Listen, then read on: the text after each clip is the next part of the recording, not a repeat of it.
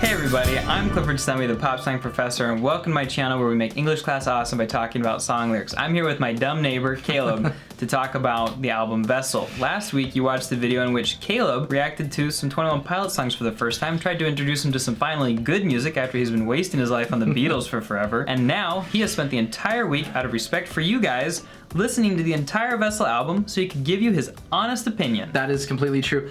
I committed to one listen. I think I actually ended up doing 10 to 15. Whoa. I wanted to. That's a good sign. I wanted to bone up on that album so that I'd come into this knowing my stuff and actually have some real thoughts to share. So I listened to it a lot, and I think my thoughts will surprise you. And you guys made some interesting assertions in suggesting that Caleb looks like my wife, which the 3 or 4 of you who said that, dead wrong. So Vessel, overall thoughts? Overall thoughts. This is it in a nutshell. I actually really liked it. It felt kind of like a concept album, and I have listened to a lot of concept albums. On my 8th or 9th listen through, I actually wished that they would have done an Ode to Sleep reprise at the end. Oh, it would have made it feel like a concept album completely. It feels like it's mostly a concept album about depression, but more on that later. Yeah, Truce is kind of a weird song to end it on. I just feel like, I don't know, they could have done like a 45-second stinger at the end with Ode to Sleep. I don't know. Well, okay, I kind of do take it back. I think that Truce is a pretty solid song to end it on, but it would have made sense maybe to bring Ode to Sleep back in. It was a really strong But he talks about now song. the night is coming to an end, the sun will rise and we will try again. Like that's a very encouraging song. It's a very sentimental song. You will die, but now your life is free. I mean, okay, I guess somebody could read that as being encouraging.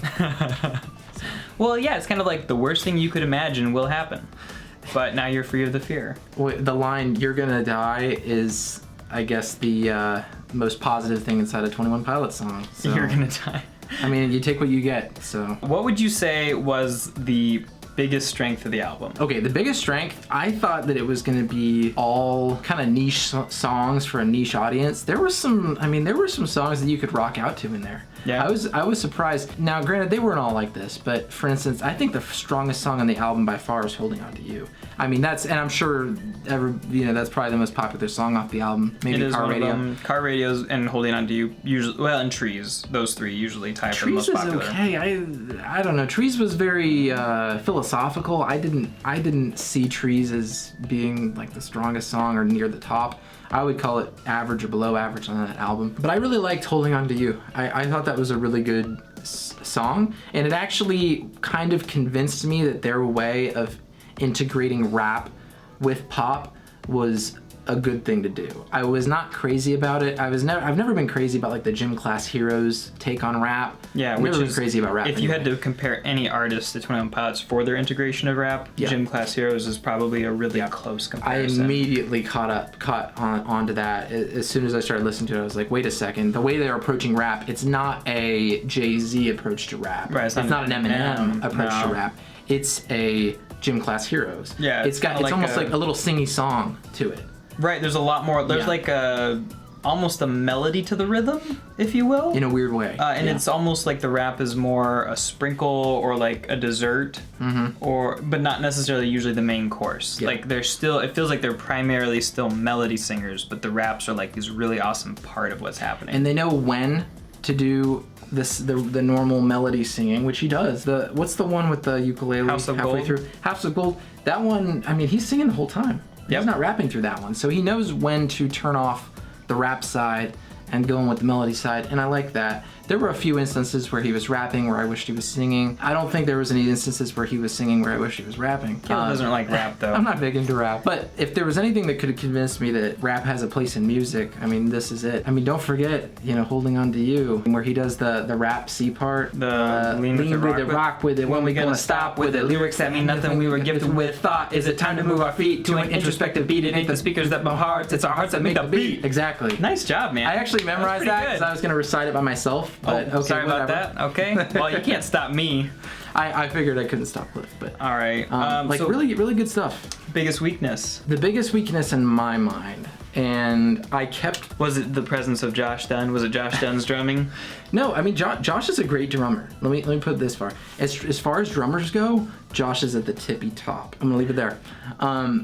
And maybe Ringo Starr above him. But so the weakest part of the album in my mind, I didn't feel like there was a let up from the heavy subject matter. I felt like it started out with, hey, I'm depressed and here's how I get through life. And I feel like it ended with, hey, I'm depressed and here's how I get through life. Now, some of you, and maybe you, appreciate that element of it. It's real the whole way through, and it's honest to his struggles and probably what a lot of other people are struggling with as well. Are you calling me and my fans depressed? How dare you, sir? I don't want to pass judgment on anybody or assume anything, but to me, I don't struggle with depression, so all of this heavy subject matter during like some of those songs, I'm like, man, I'm not depressed, but some of that lyrics will make you depressed, like when you're listening to it. And I'm glad that he's addressing these topics because it feels like he's very disillusioned with the state of storytelling and lyrics and music, and this is his response to that. And maybe the earlier album was a response too, and I appreciate that. But also, people listen to pop music for a reason, Pop Song Professor. Sometimes you need something to distract you, and this music is not something that Did you not listen to car radio, you fool? But the reason we have car radios is sometimes you want a distraction. I'm not saying you should always hide from that, but also... No, 24/7. You should only be playing Vessel on repeat, 24/7. Deal with your depression, Caleb. Your repressed depression that you obviously are trying to cover up. I mean, that's one take on it. That's one that's one take on it. I just felt like there was never a break. There were only a couple instances where he was like, hey, if you look under the depression, there's a reason to live. There were only a couple instances like that, I felt like. It was an album more about fighting depression rather than having victory over depression. Because like you probably noticed, there's a lot of cyclical imagery and a lot of it revolves around the day and the night. And so during the day, things are great. At night, things aren't. And it's partially a reference to the cyclical nature of life, but it's also, I think, true to what he experiences as far as his, emotions and mental states, or what he did at the time of writing this. What would you say was your favorite song? I mean, Holding On To You was good. Holding On To You was an early favorite. As I listened to it more and more, there were a couple other songs that were late favorites. I actually ended up liking Ode to Sleep more than I thought I would, particularly the synth that he uses in Ode to Sleep. It reminded me a lot of Pink Floyd, oddly enough. Pink Floyd used that exact synth a lot on Wish You Were Here. They used it on Pigs. So that was kind of what enticed me to listen to the song a little bit more closely, and I liked it. Ode to Sleep was good. I'm just gonna be honest, I did not like House of Gold. I liked Car Radio less than I thought it would. It's my favorite song of all time, Caleb. Semi-Automatic is probably the most fun song. Maybe next to House of Gold. I actually liked Semi-Automatic. It felt the horrors of the night melt away under the warm glow of survival of the day. You got to remember something That's about my mind. For a second. I can usually turn the words into a song off in my head. I'm usually listening for the melody and stuff. So if a song is making me listen to the lyrics, sometimes I like that, sometimes I don't. So that was a song that I came out of it feeling happy. I don't know. Guns for Hands was okay. Trees is a good song. I'm not trying to say it wasn't. But Ode to Sleep, Migraine, and Holding On To You were definitely my top three. And then Car Radio is good too, but Car Radio is just, it's just truth after truth after truth. And coming from somebody I didn't get my car radio stolen. I was having some battery issues, and I literally drove my car for about 3 months without a car radio. And some of the things he was talking about, you're like, man, not that I struggle with depression, but one of the topics that he talks about is like, you think about your dreams, you think about all the ways that you've wronged other people, and you're like, usually you're distracted from that when you're listening to the Beatles in the car. Beatles. And when you don't have that distraction, you have to think about those things. But the thing I would answer that with is sometimes distraction is there for a reason. Sometimes you need something to get your mind off of something. And this is not that music. This is the music that makes you confront that. So yeah, I think there's a place for both. Yeah, it's very purposeful music. It almost feels in some ways like a tool you can use to battle things going on in your own head or to remind you of truths, rather than something that you would dance along to. To be fair, there's lots of dancing going on at the 21 Pilots concert.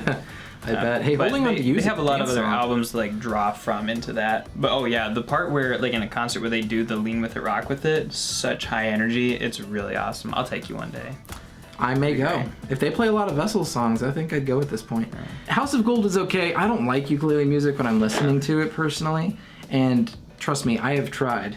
That the fat guy singing "Somewhere Over the Rainbow." Ingrid Michaelson did a lot of ukulele music. Yeah. I've never liked ukulele music. I mean, Scream was okay. I didn't like it a lot. The Run and Go I didn't like. Fake You Out, there was like a good second or two in there, in my opinion. And then I didn't like Truce very much. Now, I'm gonna be honest. The album as a whole was better than I expected. This is the kind of album I literally can listen to all the way through. And I only do that on albums where I feel like there's no filler. Yeah. And I think you know what I'm talking about when I mean filler. Sometimes they've got, they got 45 minutes they have to fill up. They've got 25 minutes worth of good material. So they're gonna throw 20 minutes of crap in there. I didn't feel like that was the case here. I felt like the songs that I didn't like were still songs that other people would really like. Yeah. I didn't feel like they were filler. So I'll say that about Vessel. So, little factoid for you. Vessel was on the Billboard Hot 200, the albums list, for years. And every single song on Vessel and Blurryface, I think Blurryface went even further maybe, but every single song on both those albums is certified gold. The only band in history, I think, to have one album do that, and they have 2 albums doing it.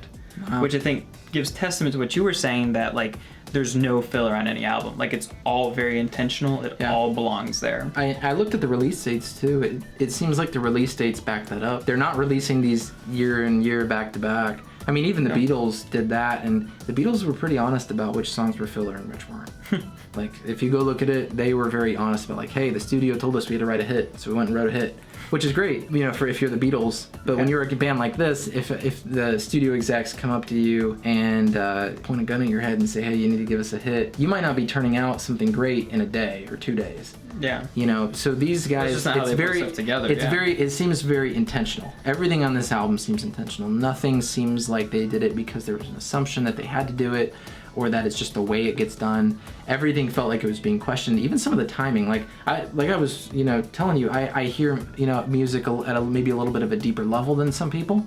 So when I'm hearing the timing, they were doing some interesting things with timing. They were slowing the songs down, speeding them back up. They were dropping the audio out of parts and then reintroducing it. I like that. I like when people are experimental, because I don't think there's enough experimentation going on right now in music. There's layers to the shit, player. Tiramisu. All right, guys, that is neighbor Caleb's thoughts on Vessel. I still can't figure out what Josh's role is. I went and watched interviews with him there. I can't figure it out. I'm just being honest. People were saying in the comments of the last video that like he does a lot of like the work behind the scenes on like the tour itself. He helps like plan it. He's a big part of that, and he comes with a lot of good ideas, and he does have a say in like the musical production, and that he does more interviews than Tyler too. Cool. All right, we'll get back to that, guys. Help me out some more. Apparently it wasn't enough, but if you want to see Caleb talk about Blurryface after he watches it, we'll try to introduce him to that. Leave a like on the video, comment that so that I know that this is actually something you guys want to watch, and we'll see what happens. If you click right here, you can see a video of Caleb talking about just 21 Pilots and trash talking Josh Dun for the most part. And if you click here, you can see a video. I'm gonna surprise myself with this one. Talk to you guys later. Thanks, Caleb. For nothing.